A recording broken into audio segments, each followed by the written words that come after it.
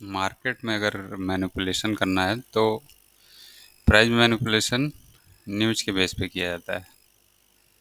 अब मैंने थर्सडे को जो एक्सपेक्ट किया था मार्केट से, वो मार्केट ने फ्राइडे को किया। अब यहाँ प्राइस टाइम थ्योरी भी काम करती है।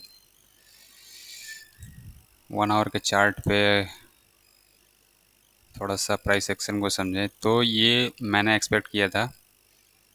सिंघाई को 1 आवर में प्राइस ने ब्रेक किया है, एक मार्केट स्ट्रक्चर शिफ्ट बना। मैं एक्सपेक्ट कर रहा था प्राइस यहाँ कहीं आसपास सपोर्ट ले।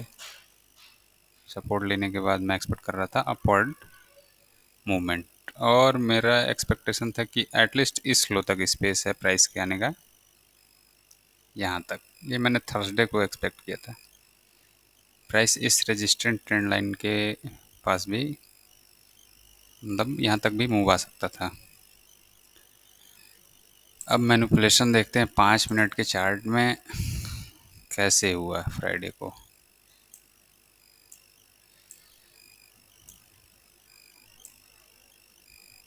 ये एक मैंने positive reversal trend line draw कर रखी है। ये आरएसआई के बेस पे होता है।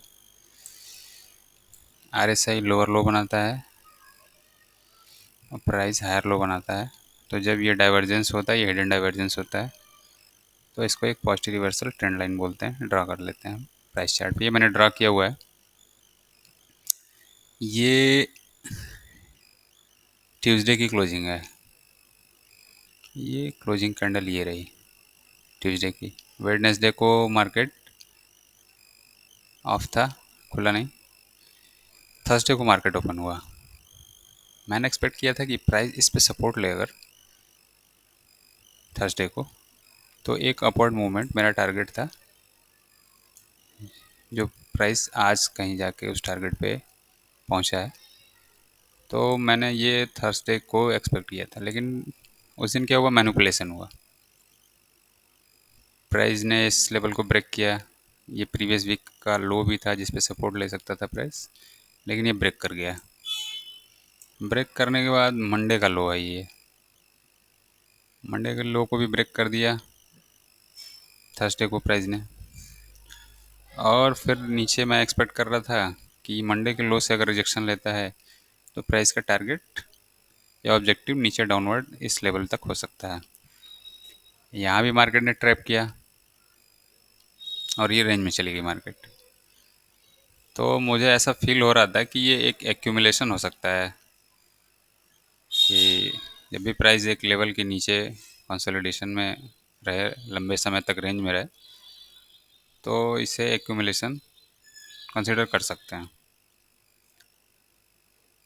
लेकिन चूंकि ये मंडे का लो ब्रेक हो चुका था, मेरा सेंटीमेंट बेरिश हो चुका था, तो मैं ये एक्सपेक्ट कर रहा था कि फ्राइडे को अगर प्राइस इस ट्रेंड लाइन को ब्रेक कर चुका है, इसको रिटेस्ट करे, ये प्रीवियस वीक का लो है, इससे रिजेक्शन ले, यहाँ कहीं ओपन हो, इससे रिजेक्शन ले, फिर अगेन इससे रिजेक्शन ले, तो मेरा एक ट्रेड सेटअप पी का बन सकता था, जो कि इसी लेवल तक का था। मेरे टारगेट ज़्यादा नहीं थे। इसी कंसोलिडेशन का जो रेंज था यहीं तक टारगेट था।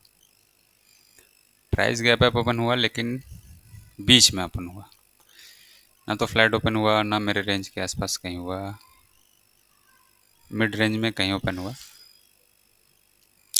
फिर ट्रेड किया प्राइस ने, मेरे लेवल तक गया। इस लेवल से कोई रिजेक्शन नहीं, प्रीवियस वीक के लेवल से कोई रिजेक्शन नहीं। इसके ऊपर से रिजेक्शन आया प्राइस में, तो यहाँ एक सेटअप बन सकता था। लेकिन मैं मूविंग एवरेज और आरएसआई से कंफर्मेशन लेता हूँ पहले। तो क्या, मैं एक सेल सेटअप देख रहा हूँ। पी का सेटअप देखना मतलब एक सेल सेटअप देखना। तो क्या मेरे इंडिकेटर निगेटिव हैं, मुझे ये चेक करना होगा। ये है, सबसे पहले मैं आरएसआई चेक करता हूँ। अगर ये मेरा रिजेक्शन लेवल है और मैं पी के लिए ट्रेड सेटअप देख रहा हूँ कि प्राइस एक्सपेक्ट कर रहा हूँ कि डाउन साइड मूव आए, तो क्या मेरा आरएसआई निगेटिव है?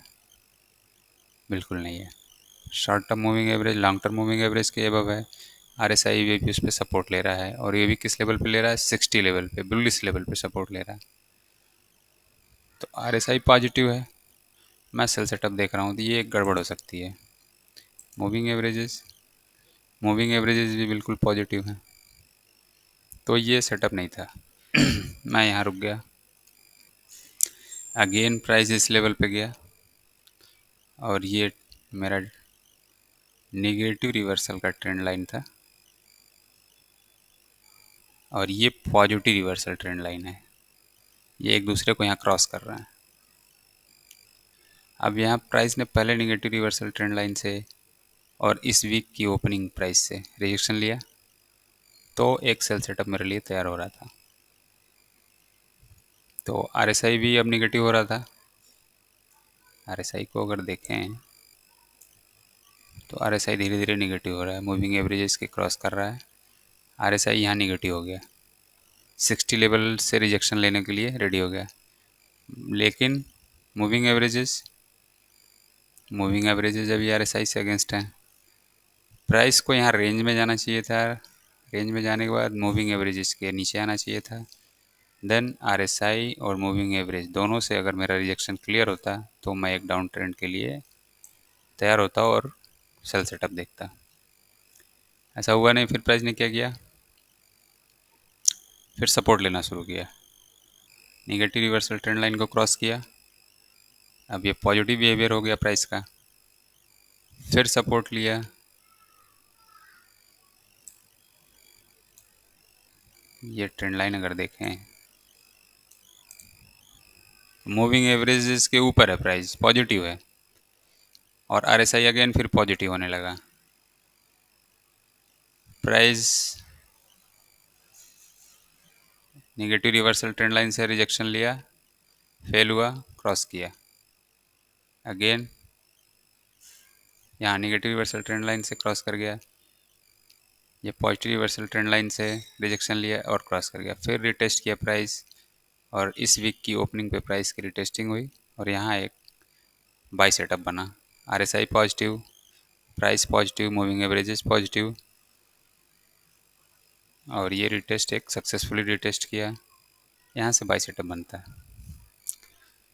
तो यहाँ एक ट्रेड सेटअप बना, जो कि टारगेट मैंने जो थर्सडे को एक्सपेक्ट किया था वो प्राइस ने अचीव किया है। अगर 1 आवर चार्ट पे देखें, इसको ऑफ करते हैं, इसको ऑफ करते हैं। मैंने थर्सडे को एक्सपेक्ट किया था कि एटलीस्ट इस लो तक प्राइस को आना चाहिए, प्राइस ने इसको भी क्रॉस किया है, आज इसने ये टारगेट अचीव किया है। तो ऐसे प्राइस में मैनिपुलेशन होता है। अब ये मंडे का लो जब ब्रेक हुआ तो एक सेंटीमेंट बेरिश हो गया, लेकिन प्राइस का जब मूवमेंट डाउन साइड की तरफ नहीं आया और यहाँ पर रेंज में हो गई मार्केट, तो ये एक एक्यूमुलेशन हो सकता है, प्राइस में कि एक्यूमुलेशन हो रहा हो और अपर मूवमेंट आ सकता है। तो अब नेक्स्ट वीक मंडे के लिए क्या एक्सपेक्टेशन है, तो डेली से शुरू करते हैं, वीकली से शुरू करते हैं। वीकली का चार्ट देख लेते हैं एक बार।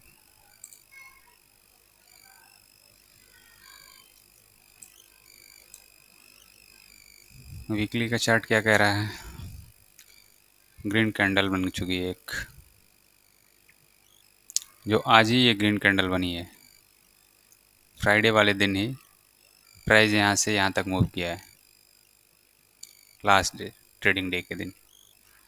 बाकी दिन तो निगेटिव ही चल रहा था मामला इसका। तो एक बुलिश सेंटीमेंट आ चुका है मार्केट में। RSI भी अपने मूविंग एवरेजेस की तरफ अट्रैक्ट हो रहा है और एटलीस्ट 60 लेवल तक इसको अप्रोच करना चाहिए, या फिर जिस ये 9 MA को, शॉर्ट टर्म मूविंग एवरेज को टच करना चाहिए। फिलहाल के लिए एक्सपेक्टेशन ये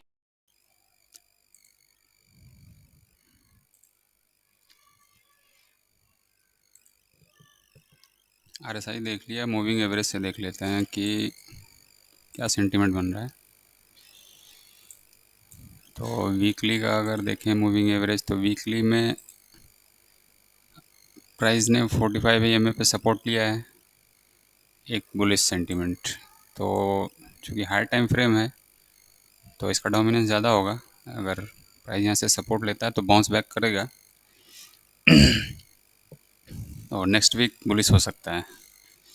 डेली में देखें अगर, तो डेली में रिजेक्शन दिखा रहा है 18 EMA से। प्राइस हल्का सा एक रिट्रेसमेंट ले सकता है। RSI क्या दिखा रहा है? हाँ, RSI भी अगर यहाँ से रिट्रेसमेंट ले, 40 लेवल पे सपोर्ट करे, तो एक बुलिश बिहेवियर यहाँ से, या डीप रिट्रेसमेंट 60 लेवल तक का हम एक्सपेक्ट कर सकते हैं आने वाले वीक में। 1 आवर में 1 आवर में बुलिश हो चुका है प्राइस। मूविंग एवरेज 18 EMA अभी क्रॉस होना बाकी है। जब तक ये क्रॉस करके इस पर रिटेस्ट न कर ले, RSI ने ऑलरेडी जो है क्रॉस कर लिया है। शॉर्ट टर्म मूविंग एवरेज भी बुलिश हो चुका है। 45 EMA RSI का अभी 40 लेवल में है। ये अगर 50 को क्रॉस करता है तो फिर ये बुलिश हो जाएगा। RSI ऑलरेडी बुलिश हो चुका है। तो नेक्स्ट वीक सेंटीमेंट बुलिश ही है, हर चीज़ बुलिश है मंडे को। लेकिन एक प्राइस में पुल बैक शॉर्ट टर्म आ सकता है। तो मंडे का ट्रेडिंग सेशन देखने के बाद अगर मंडे को प्राइस एक लो क्रिएट कर दे इस नेक्स्ट वीक का, तो हम अपवर्ड मूवमेंट एक्सपेक्ट करेंगे और डेली कैंडल के हिसाब से टारगेट डिसाइड करेंगे। तो देखते हैं मंडे का ट्रेडिंग सेशन कैसा रहता है, प्राइस का मूवमेंट कैसा रहता है, बिहेवियर कैसा रहता है।